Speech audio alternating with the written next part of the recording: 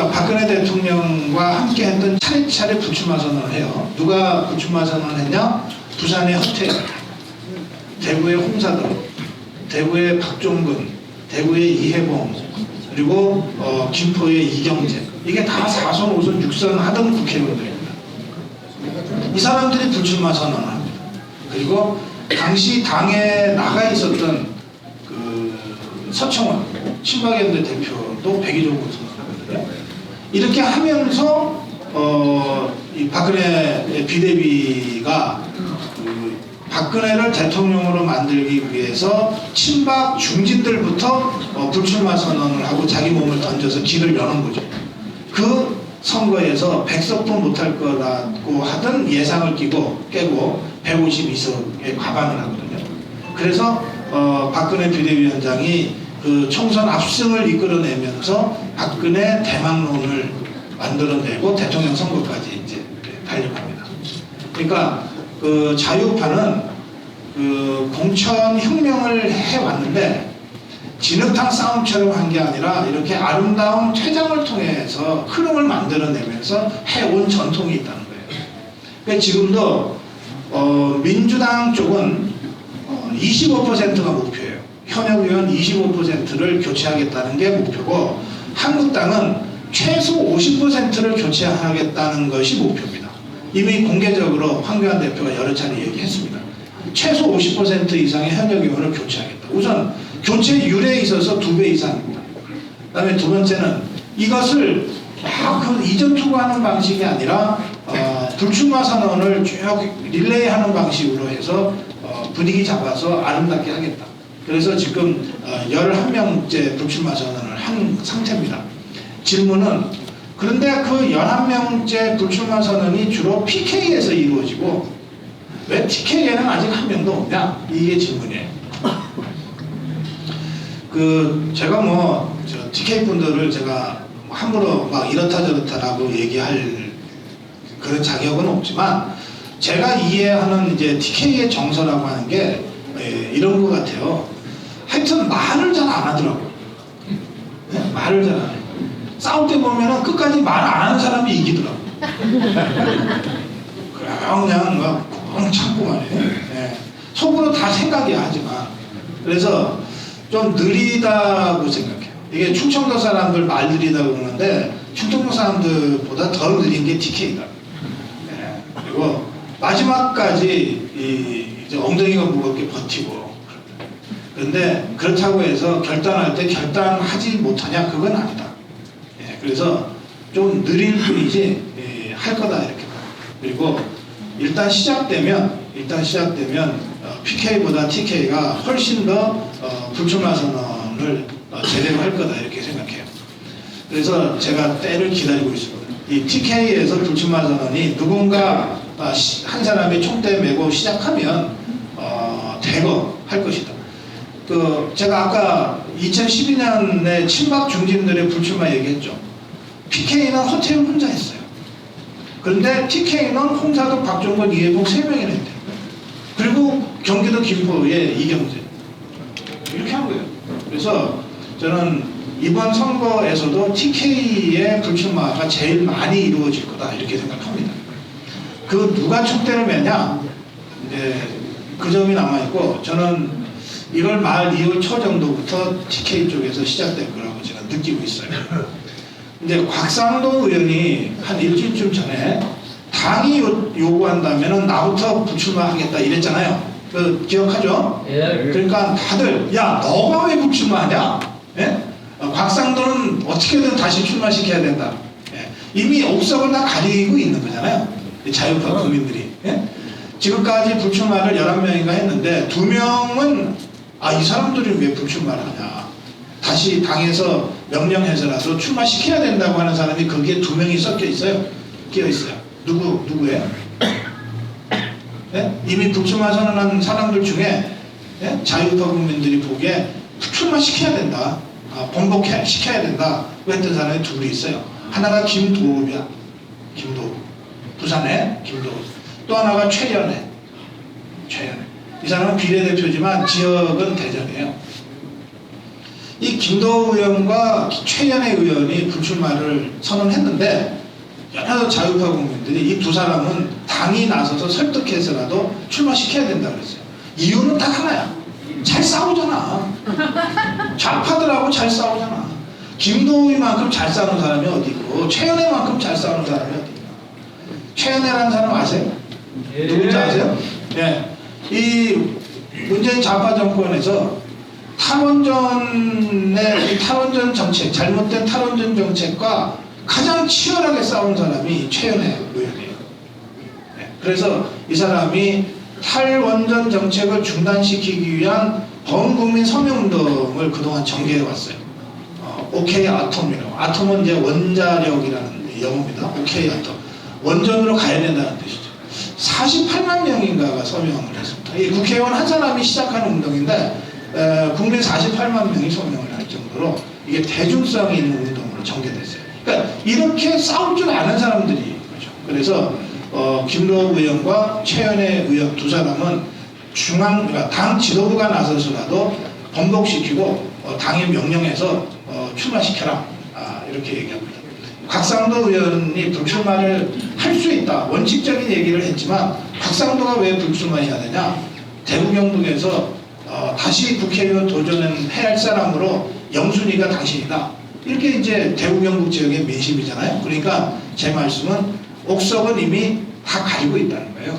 자유파 국민들 수준에서 눈높이에서 옥과 석이 다 가려져 있어요. 다만 본인들도 그걸 알 텐데 이제 머뭇거리고 눈치 보느라고 좀 늦어지고 있는 거다. 그러니까 조금만 기다려보자. 네, 그렇게 제가 말씀드리고요. 구미도 불출마 선언을 해야 될 사람들이 있다고 저는 생각합니다. 구미가. 그것도 이제 같이 지켜보죠. 없다고요? 있어요. 있다고요? 네, 누군지를 얘기하면은 조금 곤란하니까 네, 거기까지만. 네, 네. 나는 구미에서도 불출마 선언에 동참할 사람들이 나와야 된다 이렇게 생각합니다. 야, 해줄까? 답변 여기까지 할게요. 감사합니다. 네, 또 다른 것. 네. 저 물 좀 마실게요. 이거요? 네. 네.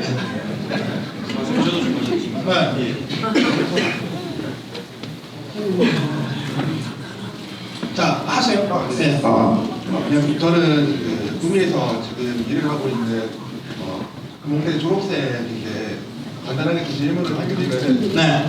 지금 구미뿐만 아니라 전국적으로 이제 경제가 많이 어려운데 최저시급이 오르면서 이제 그 자영업자분들께서는 이제 매출은 줄어드시는데 오히려 지출이 더 많아지는 악순환 구조로 좀 가고 있다고 생각을 좀 많이 하고 있습니다. 그래서 그런 부분들에 대해서 좀 어떻게 생각하시는지 그리고 추가적으로 지금 주 52시간 근무제 같은 경우도 똑같이 이제 좀 말들이 많은데 그런 경제적인 부분에 대해서 좀 어떻게 생각하시는지 궁금해서 질문을 좀 드렸습니다.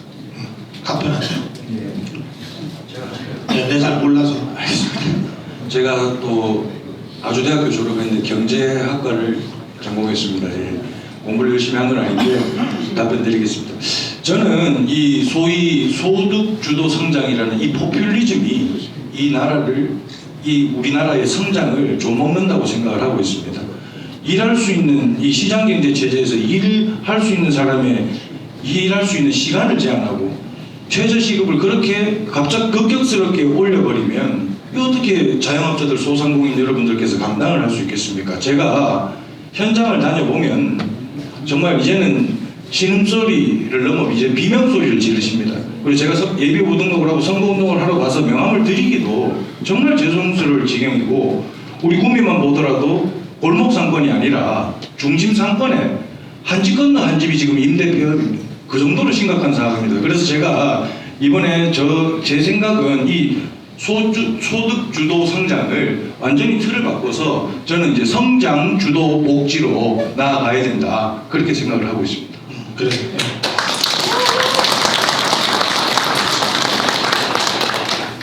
그 이제 그 소득주도 성장이나 뭐 최저임금이나 52시간이나 뭐 이런 거를 처음에 이제 이 문재인 정권이 할 때는 야, 이 자들이 무식해서 이런가 보다라고 했어요. 대부분의 전문가들이. 이 자들이 그걸 몰라서 이 잘못된 정책도 아닌 정책을 강행하나 보다 그랬거든요. 그래서 가르쳐 주려고 그랬어. 야 그거 아니야. 너네 무식해서 잘 모르는데 소득주도 성장은 이미 그건 이론도 아니고 또 세계 한 두어 나라에서 해봤는데 완전히 실패한 거야 라고 가르쳐 주려고 그랬어. 근데 해보니까 이 자들이 무식해서 뭘 몰라서가 아니고 다 알면서도 이거를 들이민 거예요. 그러니까 이 자들이 노리는 게 따로 있는 거예요.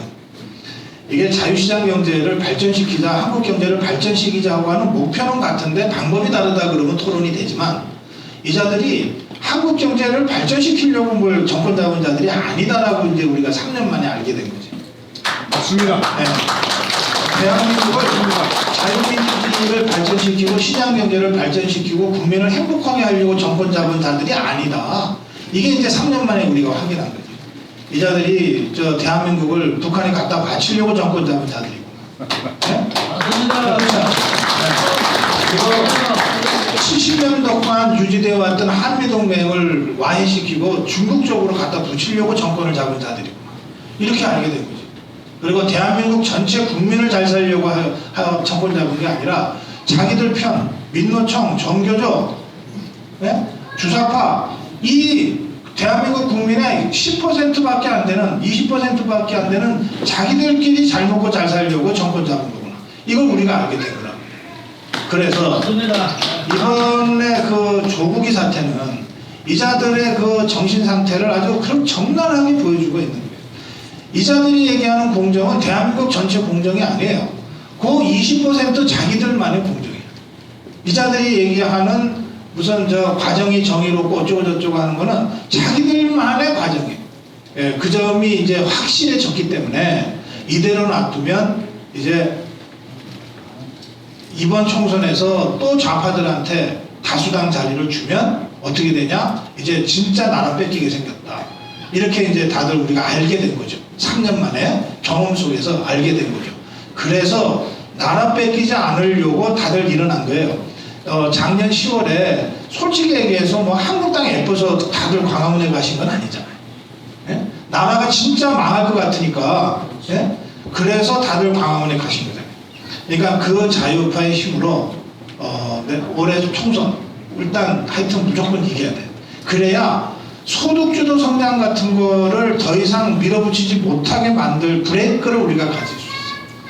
9.19 군사 합의 가지고서 이 북한한테 완전히 우리 안보의 문을 열어주고 있는데 그 문을 일단 닫을 수 있는 장치를 이번 4.15 총선을 통해서 우리가 확보해야 되거든요.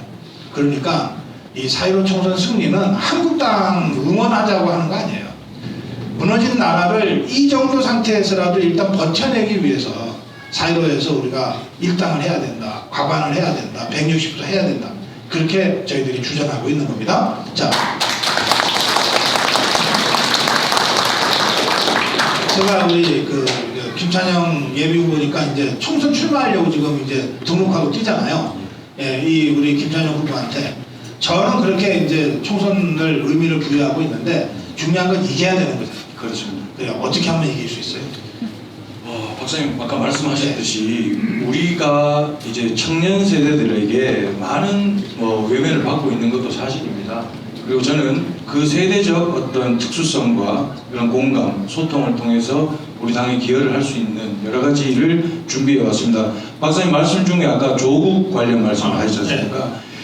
제가 두세 번밖에 안 봤는데 여기 지금 동양대학교 총학생회장에 와 있습니다. 어디 계세요? 여기 있습니다. 아 그래요? 제가 그 사건이 한창일 때 이 친구가 이제 경상도 대학생 협의회 회원들에게 도움을 구하고 같이 힘을 모으고자 그때 제가 만났었습니다. 네. 근데 이 친구는 지금과 이 총학생회장의 눈이 지금하고 그때하고 완전히 다릅니다. 조국이 뭔데 도대체, 조민이 도대체 뭐길래 우리 동양대학교 학생들의 학습권을 그렇게 방해를 하고 대한민국 전 국민의 이 청년들의 이 절망과 이 슬픔을 그렇게 분노를 일으키고 조국같이 못하고 조국 부인같이 정경심같이 못한 부모님들 그 심정을 어떻게 이렇게 만들 수가 있습니까? 저 친구들이 학교에서 학생들이 집단적 공황장애가 걸릴 지경이거든요. 그래서 제가 정말 미안하고 정말 감사한 그리고 정말 고맙게도 꿋꿋이 버텨주고 있습니다. 이런 현상들을 우리가 뿌리 뽑지 않으면 자유대한민국이 저는 위태롭다고 생각을 하고 있습니다. 잠깐 나오실래요?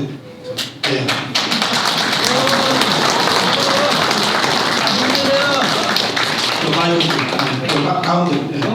그래서 용기 있게. 그럼 이 동양대 총학생회장? 네. 현재? 지금은 안 돼요. 총학생회장 지낸 사람? 해가 바뀌었습니다. 작년에 총학생회장? 19년도 중학생이 그래요. 나 동양대 총학생회장이 올 줄 몰랐네. 동양대 힘내라. 예, 우선 박수부터 드립니다.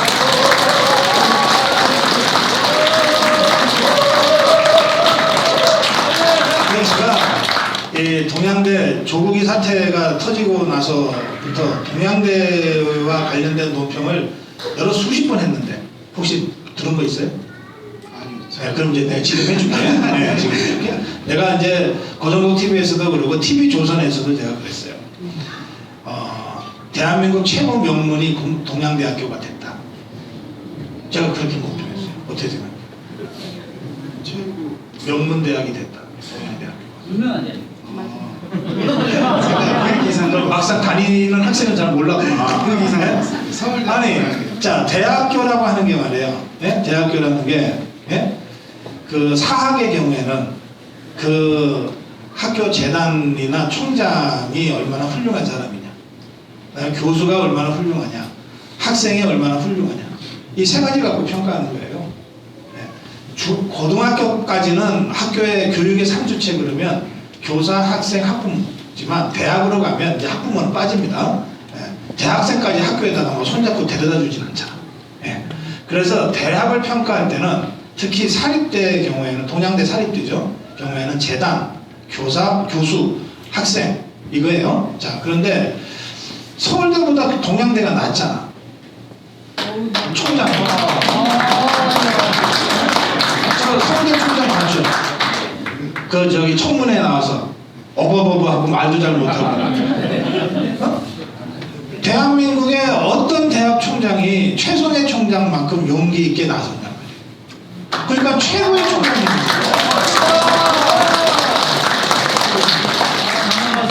그 다음에 최성해 총장이 조국이 관련해서 이제 용기 있게 진술을 하니까 교육부가 학교에 들이닥쳐가지고 이사회 25년간의 이사회 기록을 다 털어봤잖아. 그리고 최성해 총장의 모든 학력 관련 자료를 다 털어봤어요. 그러면 25년간의 이사회 기록 중에 뭐라도 하다못해 판공비 잘못 쓴 거라도 나왔으면 그거 갖고 감옥에 집어넣으려고 그랬겠지. 있었어요? 없었어요? 제일 깨끗한 재단이잖아. 예? 대한민국에 이런 재단은 없어요. 네. 그 다음에 세 번째 학생. 그 사태가 벌어지고 난 다음에 신입생 모집이 있었죠. 경쟁률이 올라갔습니다. 올라갔지. 몇 배로? 두 배. 1.5에서 두 배. 예? 그 전해에 2.7대 1이었는데 이 조국이 사태로 최성해 총장이 마이크를 잡고 카메라 앞에서 진술을 했잖아요. 증언을 하고 그 이후에 대학 입시가 있었어요. 동양대학이 4.6대 1인가. 두 배로 올랐어요. 예. 이게 지방에 있는 대학이 입시율이 이렇게 두 배로 오르는 거는 거의 없는 일입니다. 예. 근데 그 사이에 무슨 동양대가 뭐 따로 한 것도 없어. 그냥 최성해 총장이 교육자의 양심을 가지고 진실을 얘기한 것밖에 없어요. 그것만으로도 학생들이 구름같이 모인 거죠. 그러니까 이게 정말 제가 그래서 동양대학교는 대한민국 최고의 대학이다. 제가 그렇게 평가합니다. 그런데 교직원들이나 학생들은 걱정이 많았죠. 네, 우선 처음으로는 저에게 이제 많은 연락들이 왔어요. 그래서 저도 엄청 많은 고민이 됐고, 제가 일단 입장 표명 같은 걸 하지 않은 이유는 되게 그 사건이 이제 딱 발달된 시기가 마침 이제 개강한 시기라서 학생들이 피해를 엄청 많이 봤어요. 그렇지. 그래서 이제 저희 학교 학생들이 아닌 사람들은 안 보이실 그런 시선들을 저는 많이 봤거든요. 예를 들면은 기숙사에 있는 앞에 있는 택배물이 비에 다 젖거나 아니 카메라에 찍혀서 머리가 다친다거나 아니면 학생들이 휴식 공간을 좀 이제 침해받는다. 카메라에 찍힌다는 게 뭐야? 취재 기자 카메라에? 애들이 다쳤어요? 교직원 그냥 다친 걸로 알고 있어요. 택배는 왜 비에 젖어? 기자분들이 이렇게 촬영오시다 보니까 이게 자리가 없다 보니까 택배물을 다 밖으로 뺐대요. 택배물이 이렇게 젖었다고 하는 소리를 들었고, 저는 직접적으로 그런 소리들을 안 들으니까 제가 움직였을 시에는 이제 학생들이 더 피해를 보겠다라는 생각이 들어가지고 그래서 움직이지 않았고요. 예.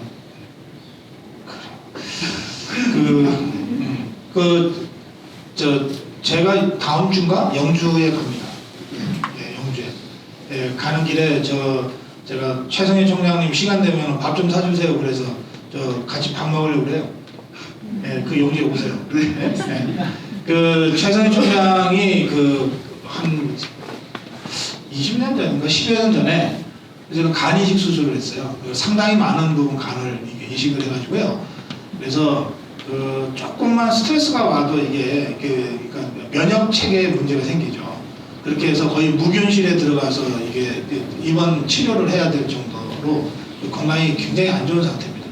그런 상태에서 25년간의 이사회 회의로 다 압수당하고 무슨 총장과 관련된 모든 무슨 학력 기록 이런 거 다 갖다 털어가지고서 무슨 학위를 위조를 했니 뭐 했니 이러고 지금 덮어 씌우고 사표 내라고 압박하잖아요. 예.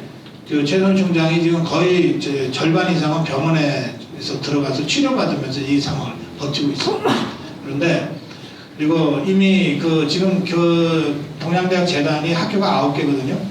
9개죠? 총학생이 잘 모르세요? 네, 9개요. 중고등학교도 있고 대학도 있고 뭐 이렇게 있어서 9개 있는데 그 모든 학교 재단이 이래서 손떼겠다고 이미 선언했어요. 최성희 총장의 선친이 설립한 학교거든요. 예, 근데 그 재단에서 손떼겠다 했고, 그 다음에 동양대학교 총장 자리도 사표를 냈는데 이사회에서 아직 처리가 안 됐는지는 모르겠어요. 처리 중이라고 그러는데, 어쨌든 이런 거를 한 60여 년 이런 식으로 대한민국에서 살고 또 총장 그 선친이 만든 학교에서 쭉 이렇게 해서 총장 벌써 20년 넘게 하고 있는 분이 이런 식의 정권의 정면으로 맞서서 용기 있는 발언하면은 어떤 불복이 올 거라는 걸 몰랐겠어요? 몰랐겠냐고.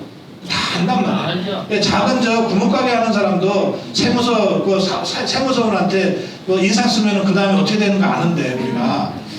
그러니까 저는 최성희 총장이 2019년 대한민국 통틀어서 가장 용기 있는 분이었다 이렇게 생각합니다. 그리고 우리나라 교육계에서도 이런 용기 있는 분은 지금껏 찾아보기가 어려웠다 이렇게 봅니다. 그래서 자유파가 지켜줘야 돼요. 최성희 총장도 지켜주고, 그로 인해서 유무형의 압박을 받을, 이를테면 이제 간단해요. 대학이라고 하는 게 정부 지원금 줄이거나 끊고, 그다음에 학생 모집 인원 줄이고, 뭐 학과 증설 허가 안 해주고 그러면 학교 점점 쪼그라드는 거예요. 네, 그렇게 해서 동양대학교가 이 좌파들한테 이 공격받을 그 위기에 처해 있는데, 자유파가 이런 걸 지켜주지 못하면 다른 사람들한테 용기 있게 행동하라고 말도 못하잖아요. 네, 그래서 제가 계속해서 방송으로 주장을 하는 것이고, 전 오늘 줄 몰랐어요. 영주에서 여기 왜 와? 그런데 이 동양대 총학생회장 작년에 했던 우리 학생이 있다고 그래서 제가 반가운 김에 불러냈습니다. 전혀 준비되지 않은 상태라 토크가 거의 안 됐습니다만, 네, 더울 때 더더욱 많았습니다만, 그래도 짧게 마무리 말씀 듣겠습니다. 네, 한 말씀 하시고 들어가세요. 네. 너무 갑작스러웠지만 그래도 계속 여기 앉아서 내 말씀을 되게 잘하시는 것 같더라고요. 그래, 이거 직업이에요, 직업. 그래서 오늘 끝까지 한번 좀 잘 부탁하겠습니다. 그래, 고맙습니다. 네. 박사님께서 답해주신 한 가지가 더 있습니다. 우리 학생들을 보호하고 학교를 지키는 최고의 중학생회장이 여기 있습니다. 큰 박수 부탁드리겠습니다. 자, 이게 뭐 누구든 좋습니다. 손 드시고 함께 하시죠. 예, 여기 마이크 좀 갖다 드리세요. 네. 자,